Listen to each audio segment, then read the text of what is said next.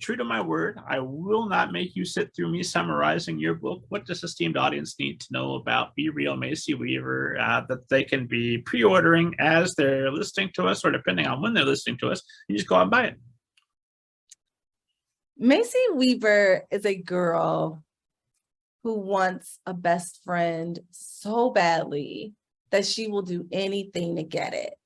And I mean anything, including sabotage. She means well, but she's also a little desperate. And, you know, she goes she goes a little far with it. But then, you know, I don't want to give away the ending, but she doesn't have a bunch of yes men around her, thank goodness, because she gets checked a bit and she gets it right. But it's just a girl who wants what we all want. She wants love and support, companionship. She wants a sense of belonging. And so I took a universal theme because I feel like, you know, that's part of human nature to want to belong to something or some community. And I dug into my own little childhood a little bit, and I created a story that I think middle grade readers will be able to relate to, and even, I mean, older people, because, you know, we have our friends as kids, and then, you know, we become adults and we get on that first job and we're like, oh, okay, I need to find my community here. And so it could be a little tricky. So look for everyone. Oh, here's an impossible question to answer, because I know the answer is everybody, but do you have an ideal reader in mind for this story? I want children who are you know, that 8 to 12 age group, but who are coming into themselves.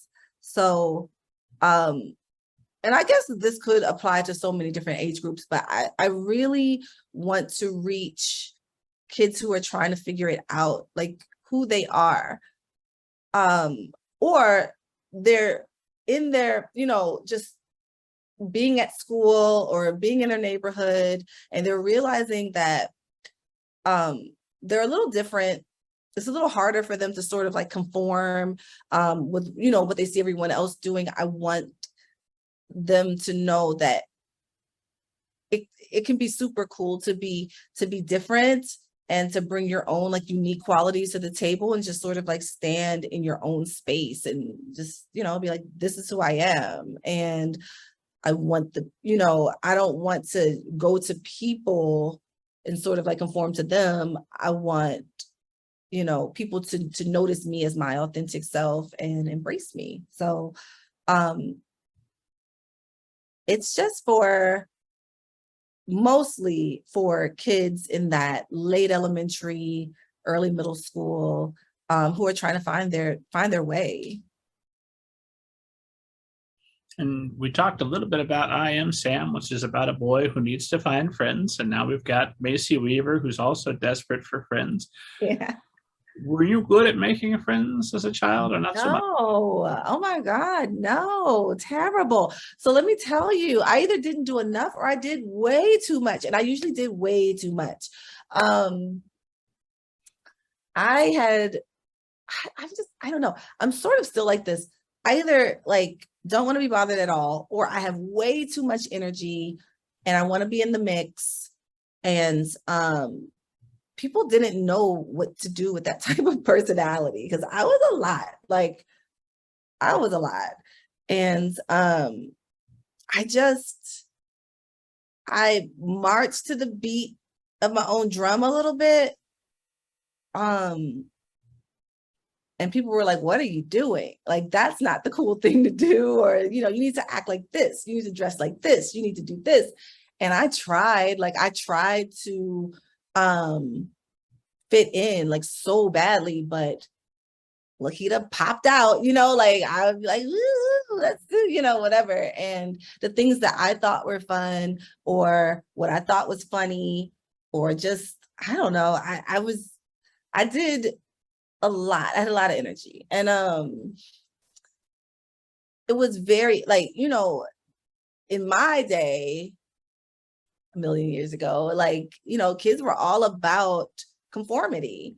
I think in this generation, kids are being really brave and embracing their, unique qualities. But like back then it was like, look, everyone wear a pair of Nikes.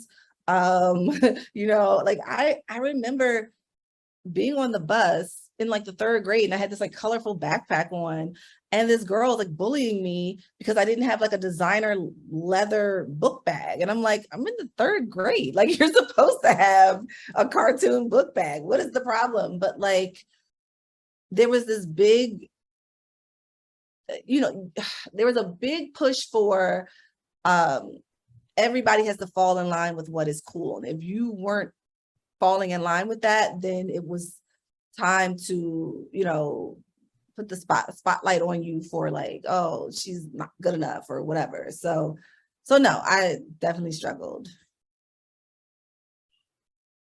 I think it was like my senior year of high school, like Macy and Pax in the story, it's me and my best friend. Like, we were outsiders completely. I found him.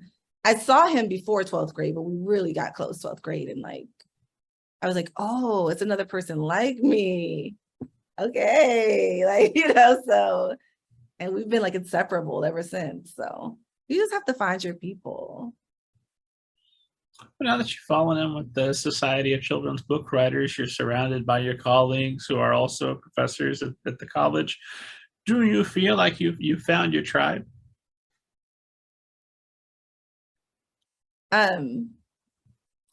There were similarities. Like when I went to school for the MFA program, I was like, oh, these behaviors, like, okay, like I probably would have been friends with you guys in elementary school, because that was one of the few places that I could be completely myself. And they were like, yay, Lakita. But like, I couldn't just go into my office and like be super silly and also like share my feelings. Like, I don't know. I just felt very authentically myself at school, where I didn't really, feel that any other place than like with my friends. So yeah, like, I don't know. I think the book community has the right amount of nerdiness that I always needed, because yeah, I've found some people that I really gel with. It's one nice thing I love about chatting with authors, either through this podcast or in real life. So I love authors in general, but Yeah. It makes me feel like, oh, I'm not crazy. We all are. Oh, that's nice. We were all spread out all over the country. We were just away from each other, and somehow we're like moving closer to each other through the book world. But yeah. Well, I don't think we're going to get into spoilery territory, but this one reason why I don't summarize other people's books is I've blown the ending before, and I'm not going to do that. But I do want to talk a little bit about Macy's relationship with her mom, because her mom is not particularly redeemable, at least early in the story. I'm looking at this as, a grown man who's in a marriage, and I'm thinking, oh, if I'm married to this woman, this is going to be a problem. This is not going to be okay. What her mother is kind of a mess. And can I just tell you that I saw a review for Macy Weaver recently, and someone said, this is the one, it made me laugh so hard. She said, this is the worst mother in middle grade history. And I was like, wow, she didn't even spank anyone. Like, but in a very like, the thing is, I wanted her to present like she was this, oh, I'm so sweet. Like, I'm talking to you in a sweet voice. But you're full of it. You're just full of it. Because like when we think about abuse or neglect or like any of those bad qualities, right? With being a mom, we always, well, I don't know. I always think about, like someone with a switch in their hand, they're about to spank someone or slap someone or something, right? But there's so many moms or dads or whomever, right, who they're not going to do that, but they're still not going to be a very good parent either. And they're not really willing to accept the fact that they're not doing the best job.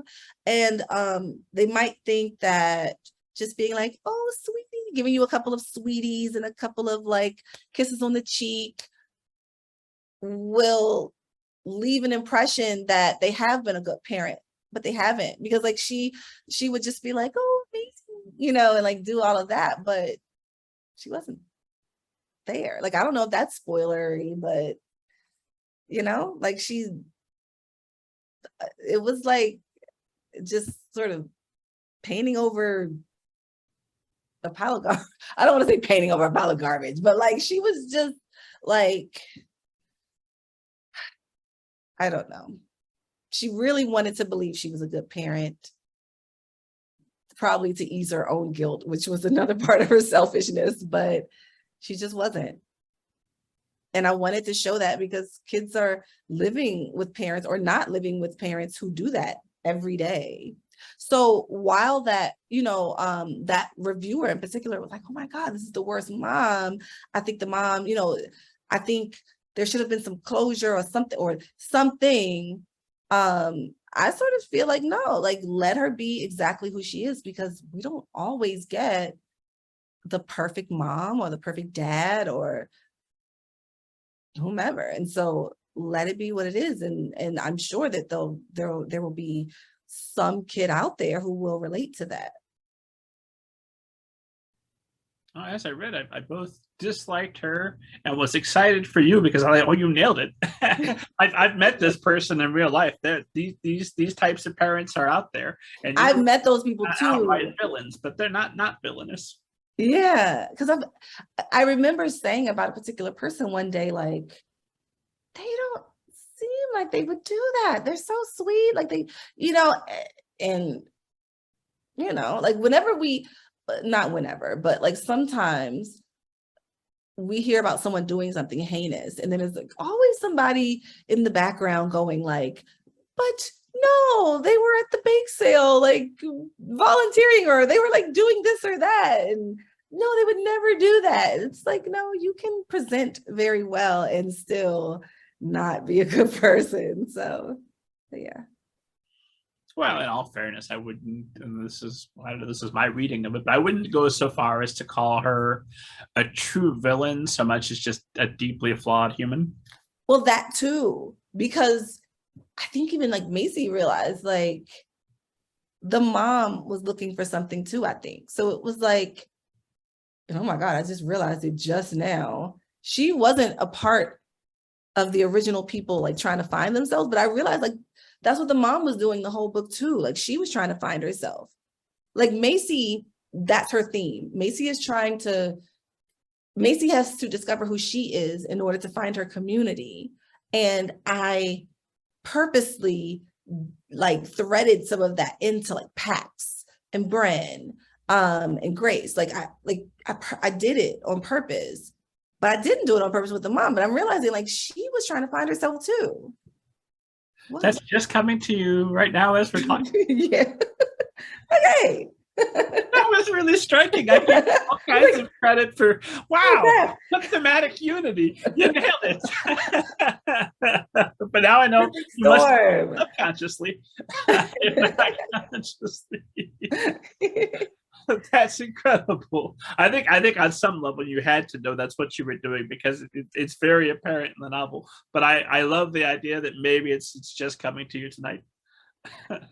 I honestly, I wrote her to be one of the reasons why Macy was so needy, because she's so needy because like, her mom is just off doing other things. But what in the world? Okay, breakthrough tonight in the middle of the podcast.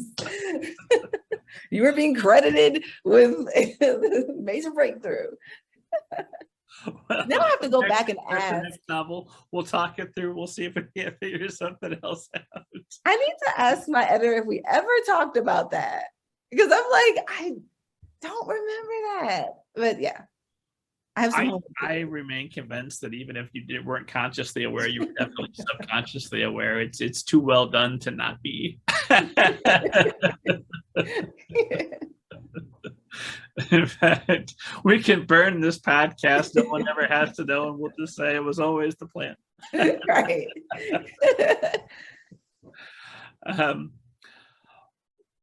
Try to think what else I can ask you without spoiling, because I did want to talk a little bit about what Macy does when she's weaving those webs.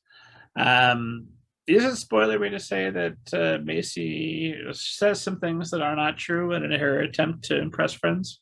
Oh, she's been lying since day one. So that is not a spoiler. That's just what it is.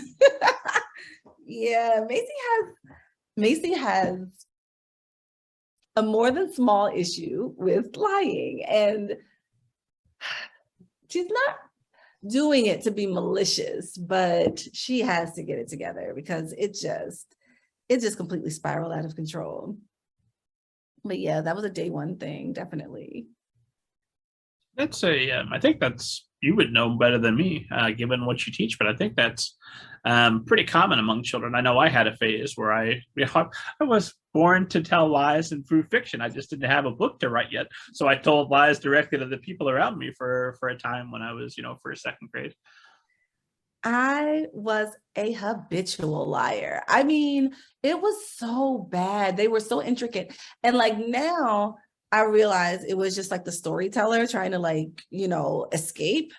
But I just couldn't help myself. I mean, I guess now that I'm writing, I have less reason. Like I don't have to lie. I can just write a story. But like, I remember keeping a lie going for like months. Like I told my cousin that this group, like Crisscross, was like performing concerts in the woods behind my house. And I'm like, she's like, oh my God, can we go right now? And I'm like, look, they are really busy celebrities. We don't want to bother them. But like I had her staring out the window. Like it was just a whole thing.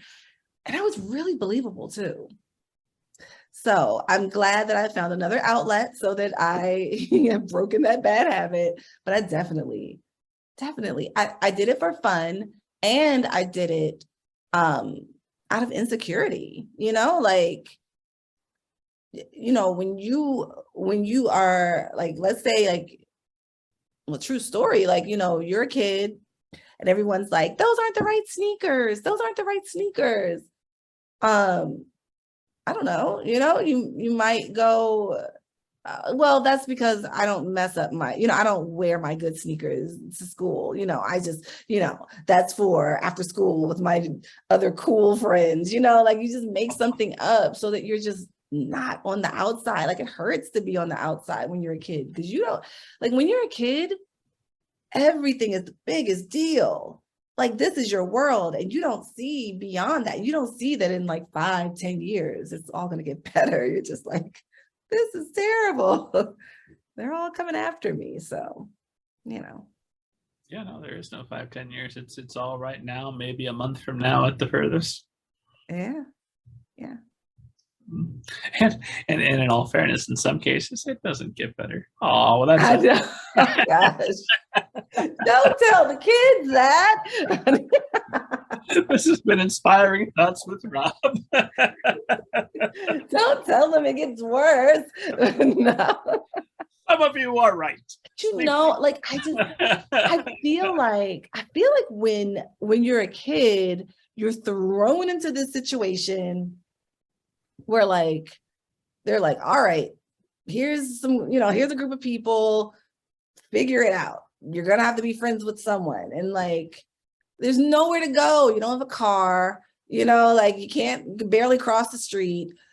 So that's the only reason why I feel like, at least when you're an adult, you can be like, oh, this scene is not my scene. I'm going somewhere else where like I will find some people that are cool, like that, mesh well with me. But as a kid, Well, It's it's also like, the broadest possible group, right? Because it's based on the age range of people in your area. So, like, you're going to meet people that will go on to become adults you would not associate with if you met them as an adult later on. But you're forced to spend time with just by age and then the lottery of birth. yeah, yeah.